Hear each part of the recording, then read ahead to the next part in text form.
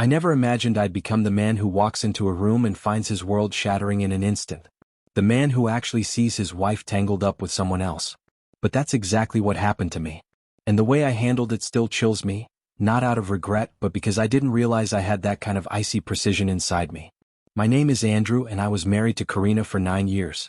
We met back in college. She was bold, impulsive, full of wild energy. I was steady, driven, and always planning for the future. Somehow those differences clicked. After graduation, I built a demanding career in finance, long nights, tight deadlines, constant pressure, but I told myself it was all for us.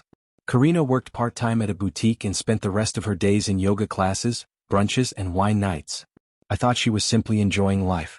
In hindsight, I missed the cracks forming. It started small. More girls' nights. More "he's just a friend" messages. Less interest in being close. She stayed out later and later, always with an excuse ready. But the real turning point came one random evening. I walked in earlier than usual and heard her giggling softly in the kitchen. When she noticed me, she jumped like she'd been caught stealing, hung up instantly, and claimed her friend had sent her a joke. But her voice had that soft, flirty tone, the one she used on me back when we were just starting out. I didn't confront her then. Not yet. I needed certainty, not suspicion. So I watched. I paid attention. The same name kept appearing: Ray. Supposedly a friend of a coworker. Funny how he always happened to be at the same bar, the same events, even the same yoga studio. It didn't take much to connect the dots. My cousin Liam does freelance security and knows how to find information most people prefer hidden. 48 hours later, I had everything: messages, pictures, even videos. Karina wasn't just cheating, she was doing it brazenly, as if I was too busy to ever catch on. It wasn't the physical betrayal that gutted me. It was the sheer disrespect. The smug confidence. The idea that I'd be sitting at my desk at 11 p.m. working myself ragged while she laughed into another man's neck, pretending I didn't exist. I didn't explode. I didn't show my hand.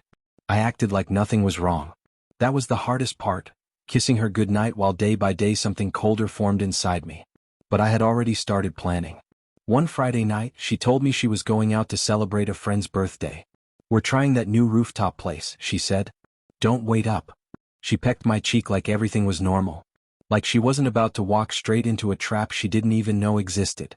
The owner of that rooftop club, Marco, is a longtime friend. I told him everything. He didn't hesitate. He'd seen people like Ray and women like Karina come through his place 100 times. He even prepped security footage for me. I put on the blazer she'd given me on our last anniversary, clean, sharp, expensive. The version of me she once swore she'd never risk losing. Inside I felt nothing. I arrived about an hour after she did. The music was vibrating through the floors, the lights were low, the entire place breathing with Friday night chaos. I stayed near the back, tucked into the shadows of the VIP section. And then I spotted her. My wife. Wrapped around Ray like a teenager in her first romance. Laughing, whispering into his ear, her hand sliding under his jacket while his hand rested on her lower back. No emotion hit me. No shaking, no rage. Just a cold clarity. I caught Marco's eye. He nodded. The DJ cut the music mid-song.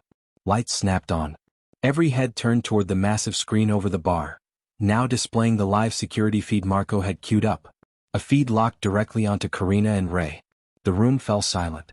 Karina froze, her smile dissolving as she slowly lifted her eyes toward the screen and saw her betrayal broadcast in front of 100 strangers.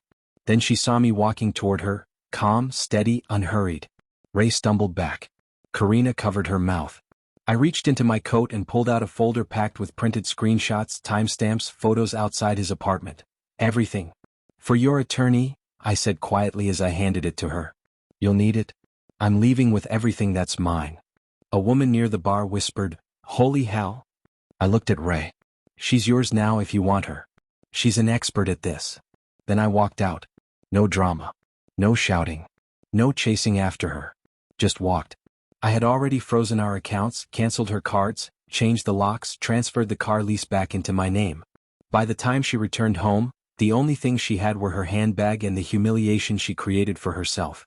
The next morning she called nonstop.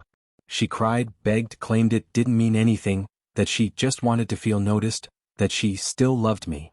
I never answered a single call. I didn't want theatrical revenge. I wanted consequences. Silence hurts more than rage. Exposure cuts deeper than insults. 6 months have passed. She still sends long emails, random texts. Do you remember our trip to Cabo? I still sleep in your sweatshirt. Please just talk to me. But I'm done. Not involved with anyone else. Not yet. But at peace. Focused. Clear-headed. She had everything and she gambled it away for a cheap thrill with a man who meant nothing. I never had to destroy her. She managed that all on her own.